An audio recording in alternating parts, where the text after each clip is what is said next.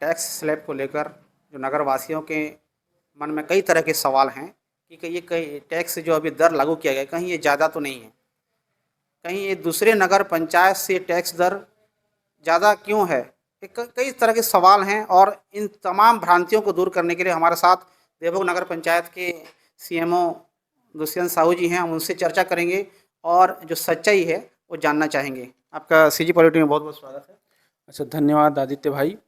मैं आपसे पहला सवाल ये लूँगा कि जो टैक्स स्लैब जो यहाँ तय किया गया है वो किस आधार पर किया गया है।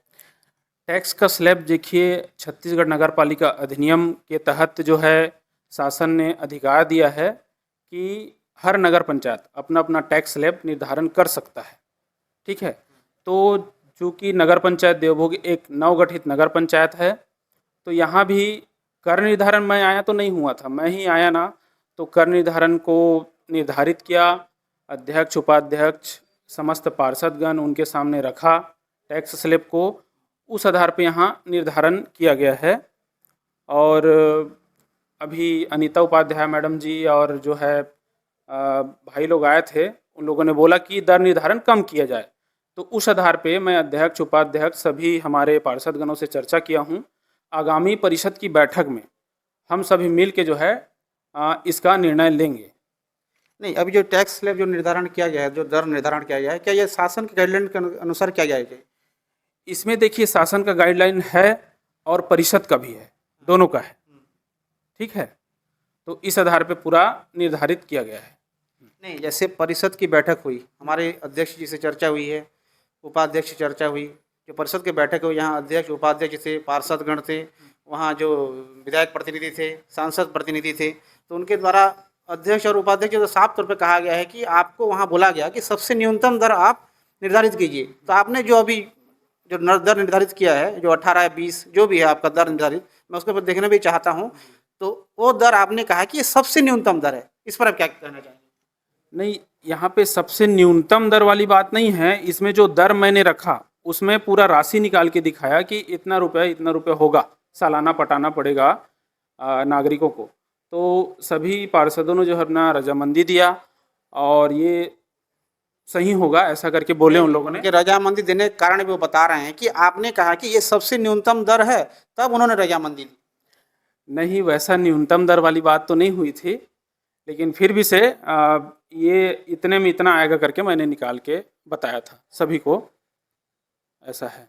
क्या टैक्स स्लैब जो तय करने के पहले आपने नगर वासियों के जो आम नागरिक हैं उनकी आर्थिक स्थिति को ध्यान में रखा क्या? देखिए, आर्थिक स्थिति को ध्यान में रखे थे, सभी लोगों से चर्चा किया था। देखिए, मैं नया आया था, मैं अभी भी पूरा नहीं जान पाया हूँ, लेकिन मैं जो है सभी जनताओं द्वारा जो नियुक्त किए गए, जो चुने गए हैं पार्षद, उनसे मैंने पूछा ऐसा ऐसा बात है करके, तो बोले लेकिन अभी वर्तमान में जो स्थिति है उसमें संशोधन हो सकता है। सबसे चर्चा किए हैं तो बोल रहे हैं संशोधन करेंगे करके। जैसे हमने हालिया रिपोर्ट अभी हमारे पास कोबरा का आया, उसमें और आपके देवभोग का जो टैक्स स्लैब में बहुत जमीन आसमान का फर्क है जो दर में। वहाँ जैसे 7 और 9 रुपये आवासीय और आपका गैर आवासीय में 7 और 9, या यहाँ 20 और 18 या 20, मतलब इतना अंतर क्यों है, ये हम आपसे जानना चाहते हैं। इतना अंतर होने का कारण वही है कि देखिए, एक नवगठित नगर पंचायत, यहाँ महीना का खर्च 6 लाख रुपए है, सीधा बात मैं बता रहा हूँ। ठीक है, वहाँ भी नगर पंचायत कोपरा में भी शुरू में बताया नहीं गया खर्च को, वहाँ सीधा बताया गया कि वहाँ भी रखे थे 18-20 रुपये शुरू में, लेकिन वहाँ के जो नागरिक है ना खर्च को नहीं देखे, पार्षद महोदय लोग जो है, अध्यक्ष लोग जो है, उसके बाद उनने बाद में जब जाना कि यहाँ जो है सालाना खर्च जो है 50 लाख 60 लाख है और जो है मांग है हमारा आय होगा वो 20 लाख होगा, तो इस अंतर को देखते हुए कहीं ना कहीं वो लोग भी सोच विचार कर रहे हैं। अब देखते हैं क्या होगा। तो ये हम ये जानना चाहते हैं, नगरवासी भी ये जानना चाहते हैं, क्या इसमें संशोधन होगा आगे? हाँ हाँ, बिल्कुल बिल्कुल हो सकता है संशोधन। हम यहाँ परिषद की बैठक में रखेंगे और राज्य शासन को हम प्रस्ताव भेजेंगे कि ऐसा ऐसा यहाँ जो है समस्या आ रही है, तो वहाँ पे राज्य शासन हमारे पक्ष में होगी। आप आश्वासन दिला रहे हैं यहाँ के नगरवासियों?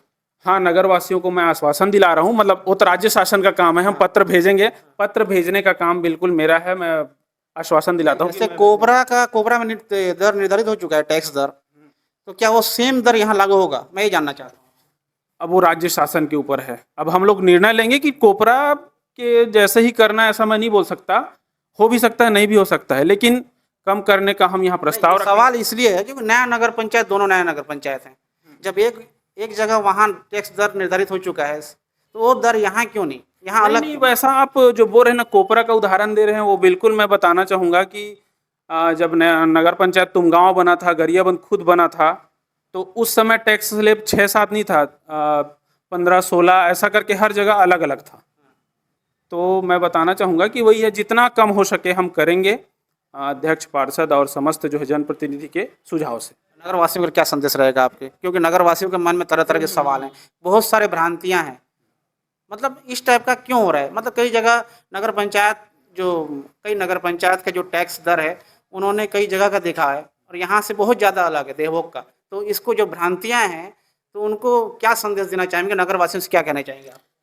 मैं नगर पंचायत देवभोग के समस्त नगरवासियों को यही कहना चाहूँगा कि अभी जो भ्रांति है वो फैलाई जा रही है। जैसा भी आपके मन में जो विचार है, उसको हम जल्द ही परिषद की बैठक में उसको निराकरण करेंगे और बहुत जल्द आप लोग के लिए जो है खुशखबरी हो सकता है।